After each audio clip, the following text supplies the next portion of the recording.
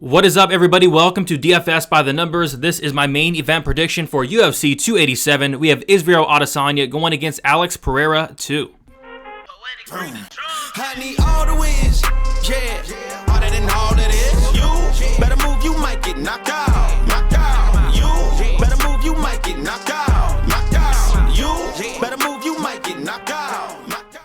And we are back after a well-needed week off, concluding an 8-week stretch. We are now going into a 7-week stretch in terms of UFC, and we're coming back to a very good card, UFC 287. Really looking forward to this main card especially. Like the main event, Israel Adesanya, Alex Pereira 2. It's actually going to be the 4th time that these guys are going to go after it.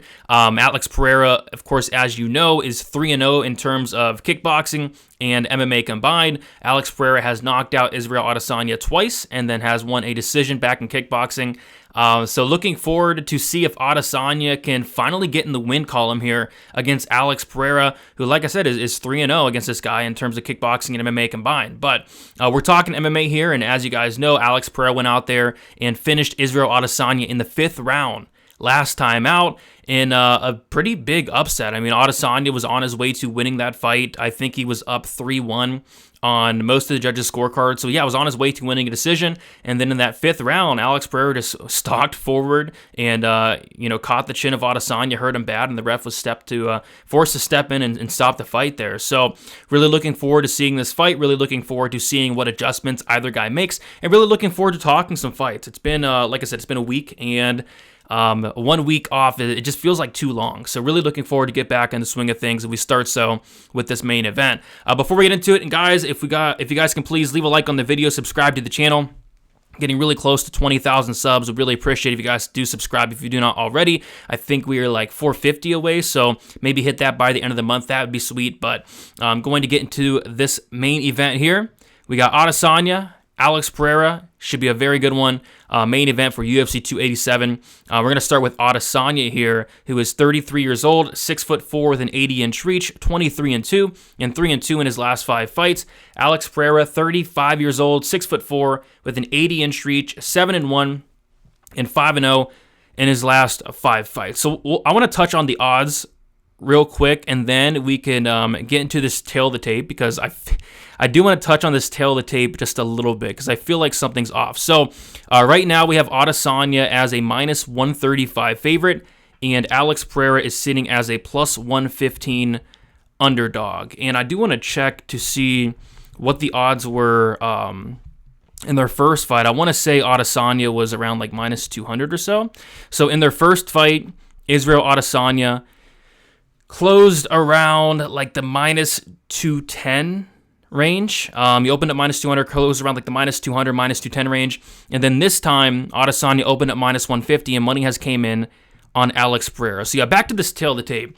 Someone's lying here. I mean, someone is lying here, because we saw on fight night, Alex Pereira looked like a heavyweight in there. I mean, it was wild. On paper, these guys are both 6'4", but Alex Pereira looked much bigger than Israel Adesanya, which was weird to see, because Adesanya is typically the bigger fighter against really anybody at middleweight. But no, it was Alex Pereira that was like, it looked like he was towering over Israel Adesanya. I mean, Alex Pereira had to be like 220, 215, 220 on fight night. I mean, he was huge. So, yeah, I feel like that's a little bit, I feel like Pereira can either be like 6'6", or I don't know. He feels a lot bigger than me. This guy's huge. I don't know how he makes middleweight, but he does. And he has to cut a lot of weight to do so. So yeah, on fight night, when Pereira is rehydrated and all that, he's going to be a lot bigger than Israel Adesanya, I think. So yeah, Pereira's a guy that can definitely match the size in terms of middleweight, where other guys really can't at middleweight against Adesanya. So that's interesting there. Yeah. So we could talk about some of the kickboxing fights. As you guys know, Pereira is 2-0 against Adesanya in kickboxing. That's what makes this fight so interesting. The first fight especially so interesting, to see if Alex Pereira can come into MMA and beat Adesanya, and he did, which is a huge story there. But yeah, in terms of the kickboxing fights, Pereira was able to knock out Adesanya. He was also able to win a decision. The decision was pretty close, but he was able to get it done regardless. And then in their first fight, Adesanya was winning the fight. He was up 3-1 on most of the judges' scorecards, and if that fight did go to decision, he would have won that decision, probably 3-2.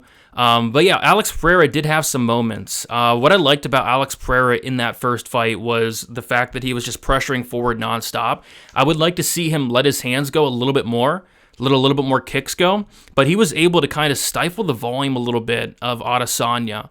Adesanya looked kind of uncomfortable at times, just backing up, to the back of the cage. And once he did, Alex Pereira could let off combinations, and he was able to hurt Izzy a couple times, especially that fifth round. So that was good there. But Izzy also hurt Pereira a couple times, most notably at the end of the first round. It was a little bit after the buzzer, but he did hurt Pereira pretty bad. Pereira kind of wobbled back to the corner.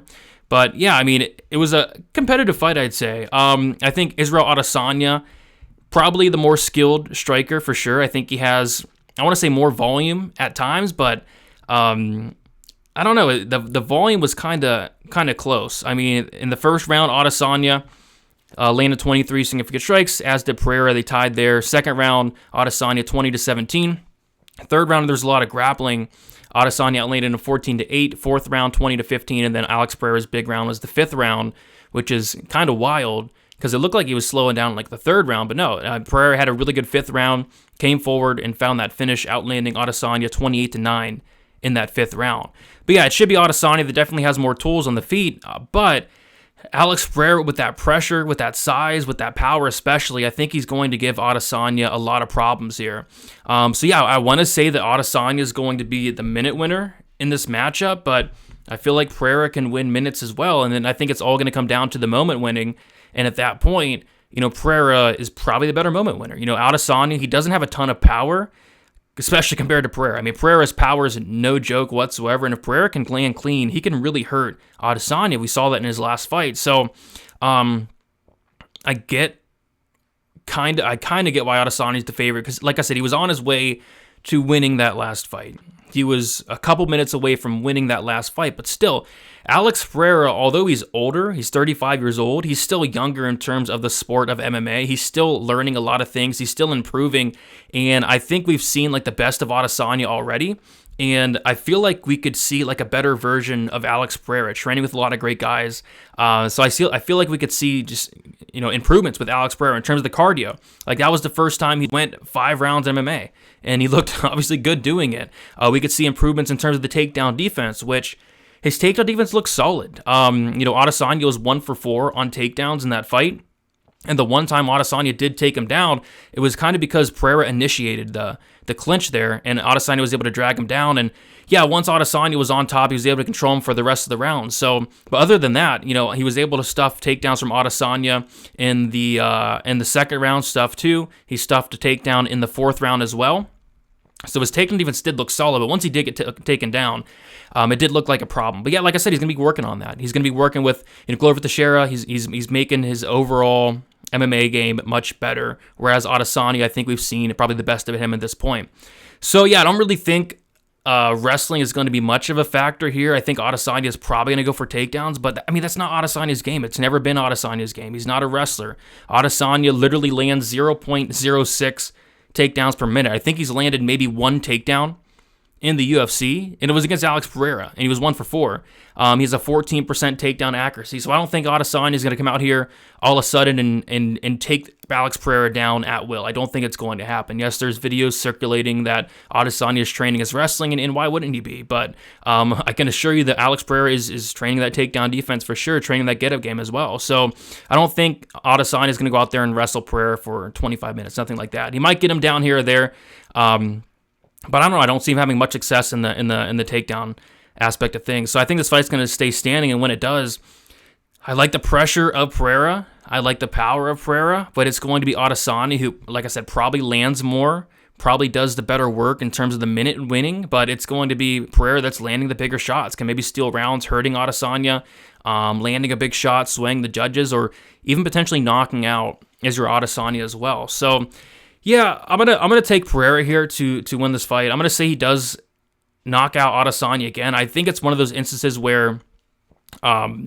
it's a fascinating matchup at middleweight, because I would favor quite a few guys against Alex Pereira, and the guys I would favor against Alex Pereira would be guys that can mix in the wrestling, like Robert Whittaker. I feel like Robert Whittaker could give Pereira a lot of problems. I feel like Pereira still does have a hole in his game in terms of the takedown defense and grappling game overall, and I feel like a guy like Robert Whittaker could definitely beat Pereira. Guys like Marvin Vettori could probably take Pereira down, work him on the mat, but like I said, I just don't think that's Adesanya's game.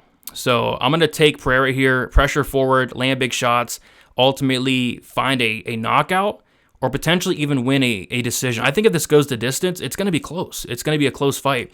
And I think that their fight last time out, it was pretty competitive. I mean, Adesanya had that round where it was all Adesanya with the grappling and stuff, but outside of that, I mean, it was a pretty competitive fight all around. Pereira marching forward, Adesanya doing a little bit more, but Pereira landing the bigger shots.